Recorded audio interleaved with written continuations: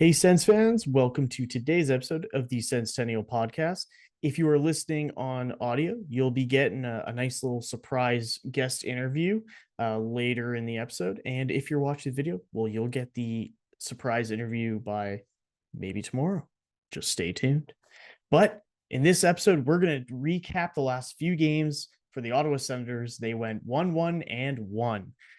Very average, 3 out of possible 6 points. It was a shutout versus the Leafs, a 5-4 devastating OT loss to the Flyers, and then finished off with a 4-0 loss in Carolina against the Hurricanes. So I'll kick it off to Bennett first. Bennett, not a beautiful set of games. It started off well, and it was downhill from about the third period of the Flyers game on. So how have you been feeling about those three results? Yeah, it's been a bit of a tough skid. The Senators, I think, and you'll hear more about this in our interview in the back half, but have looked largely good this year. Defense has definitely improved. The Sens are consistently outshooting their opponents, which we saw in games against Toronto and Philadelphia in particular, where the Sens defense really did a good job of managing shots. So it sucks to only come away with one win out of the three of those games. A loss to Carolina is not too difficult to stomach. I think Sens fans are have well litigated all of the refereeing mishaps that happened that game. I don't think I have too much to add to what's already been said. Um, and obviously shutting out the Leafs at Scotiabank Arena feels good. Long may it continue.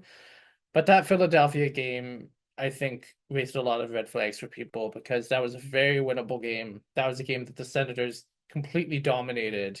And we managed to lose it. And, I understand that this team, is still learning and stuff. I think they're starting to show signs of progress under a new coach, but these are the kind of results that you just don't happen to good teams, right? And the Vegases and the Floridas of the world just don't allow those kind of results to happen. If they carve out like a really dominant lead in shots and in goals, they tend to keep it. And that's what the Senators need to be trying to emulate. Um, that being said, there's still some bright spots. Tim Stützle is just looking so good this year. Just absolutely the player that we all expected him to be after the really strong showing he had in 21-22.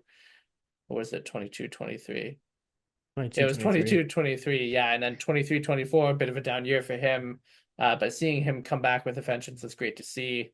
Some of the positives can't be taken. Our own Matt Naif wrote a piece about the resurrection of Thomas Shabbat that you can check out on our new Senstennial blog. And yeah, I think there's a lot of positive takeaways. We just need the results to start stacking up a little bit. Yeah, definitely. And I think, just pinpointing that game against the Flyers in particular, in the post game show for TSN 1200, I can't remember who it was. It might have been Graham Creech, but he mentioned that they had a buddy who was, I guess, in the Flyers locker room or what have you, I guess one of the staff there. And apparently the only thing that Torts said to his team was, well, boys, that's hockey for you, eh? And that was it. So, like, for Philadelphia coming out of that game, they're like, man, we had no business winning that game. Yeah, yeah. And I think that's the biggest stinker for Sens fans. Like, even if Olmark had a bad game and let's say he allowed, 3 goals in the third period, but the Sens still win, yeah, people probably would have been a bit critical of the Sens and Olmark giving up the lead. But I think that last goal in OT, and to his credit, Olmark owned up to it. And he's like, you know what? I thought I had the post sealed off. I'd do it 10 out of 10 times. I'd do the same thing, do the same move to go down, seal off the post. That time it found some space. And, he's frustrated about his game. And I think he just needs a confidence booster. But it's tough. He gets the shutout against Toronto, comes back and looked to be on track for another win and, has a stinker of a third period in OT. And that's kind of how hockey goes. You have to play the full 60. Otherwise, you might not win. And yeah, I'll save my comments for the Carolina game. I'll toss it over to Matt for his comments. Yeah, the Philly game was almost identical to a game we played against them about 2 years ago, and Cam Talbot was in net, and he gave us probably one of the worst goaltending performances I've seen by a Sens goalie in quite some time. I think he had 4 goals on 13 shots. Obviously, Allmark isn't doing himself any favors with his stats there. I feel for the guy. Obviously, I really do. I don't think um, he should be playing against crap teams because he's the starter. Starters get those nights off because sometimes they have stinkers, and you don't want a stinker to happen against a bad team like Philadelphia. But the Sens also it just felt like they couldn't put them away at any point. And that has a lot to do with maturity and just like it felt like me playing against the top ranked player in NHL. I'll just hang around, and they'll have 70 shots against, and it's somehow 2-2, and I have 4 shots. Um, like it's just one of those things, and you just have to find a way to put it away, and they couldn't, and that's okay. The Leafs game was a crazy difference, though. That team looked like a playoff team and a team that the Leafs would not want to face in the first round. Because my God, the Sens were everywhere, shutting down chances. Allmark made every save look pretty easy, quite frankly, when he did have shots against. And I think he ended up with a respectable like 26 save shutout or something like that. And then the Carolina game. I didn't watch it.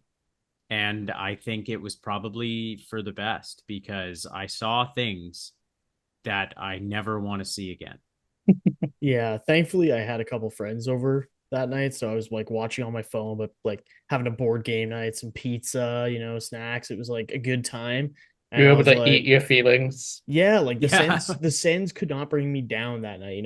It actually like honestly that game Ottawa could have lost, and I wouldn't have been upset if the game had been officiated normally. Carolina's already a tough team. Like I wasn't like, oh, the Sens are gonna lose tonight. It was like, let's see what they do against a very good team, a very solid, at least regular season team. And Carolina, like, man, they got some nice like ref luck in their pocket, man. That the call against Stutzla was so confusing to me because it seemed like at first they called it interference and then they changed it to slashing. And I watched the replay and I could not understand what happened. And I think everyone was flabbergasted on the Sens, like the bench. Travis Green was confused. And it's plays like that where I feel like refs should either be able to go to the penalty box and review that, or that the NHL command center should call down and be like, hey, listen, you might have gotten this wrong. Obviously, the bench can't challenge it. So we're going to be like, hey, review the play. And I think it's kind of like it should be, not exactly like the NFL, but they should be able to overturn scoring plays. Because at the end of the day, the Sens, instead of going, not only losing the goal that Stützle scored, but then going on the penalty kill because it was called a penalty. That's brutal. Like that's a huge momentum killer. And then Pinto to get that phantom slashing call. Again, brutal. And then Carolina ends up scoring. And I think that just killed Ottawa's momentum, killed their mental game. And yes, like Bennett and Matt, you've said, like, the team does need to mature for sure. And there's going to be growing pains. But I think it's extremely frustrating for a mindset where you feel like you're improving quite a bit. You're playing well enough against Carolina. You score a tying goal, even though you're being outchanced. And then just to have that pulled away from you, have penalty after penalty for seemingly bad calls. And I think that was what killed that game. And I'm really glad that I wasn't paying my full 100% attention to it and had something to take my mind a bit off of it. Because otherwise, that would have been an early shut off game, not even because of Yeah. the game itself, but because of the management of the game by the referees. That's what killed it. And that should not happen in a pro hockey league. That's what I'll leave it at. I'll end rant here. And Yeah. I'll let one of you guys take it over for me. Yeah. I mean, I'll just say I agree with you. I think like, I think most Sens fans would tell you that the time for growing pains is over. It's been 7 years of no playoffs, 7 years of the rebuild. All the players that are gonna decide the fate of this franchise are already on the team. We've already burned through our lame duck coach and our lame duck GM who just led us on a wild goose chase for 3 or 4 years. Uh, New management is in place, new support staff are coming on all the time. We have a new coach who has instilled a philosophy that has the Senators as, the second best defensive team in the league, basically. And now we need to start winning games. There's no excuses left anymore, right?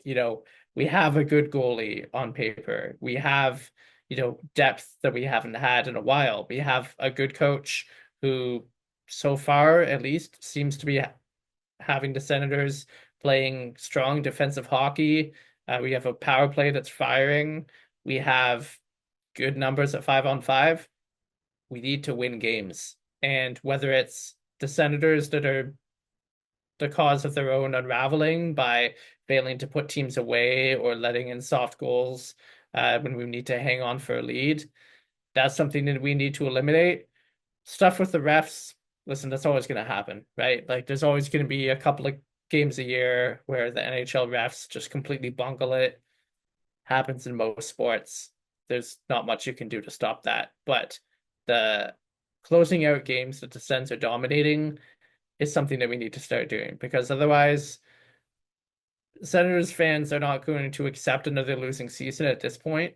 If results don't, start to stack and we don't start to see the team, build on something, build somewhere, some of these players aren't going to be around to see what happens. I mean, that's a good closing statement, but Matt, if you want to add something before we call it a night. Nope, that's it. Bennett really hit the nail on the head. I don't think we're there yet. Can't get too low on the lows and can't get too high on the highs. Yeah, we're String we're together two wins away, from being a team on the rise, right? And Yep. just make it happen. Yeah, exactly. Just go out, do the work that you need to do, and just be the team that you can be because we've seen them be it. Just go win some goddamn games. That's Yeah. it. Audio listeners, stay tuned for our special guest interview. And if you're watching on YouTube, we'll see you tomorrow. Go Sens, go. Yeah. Go Sens, go.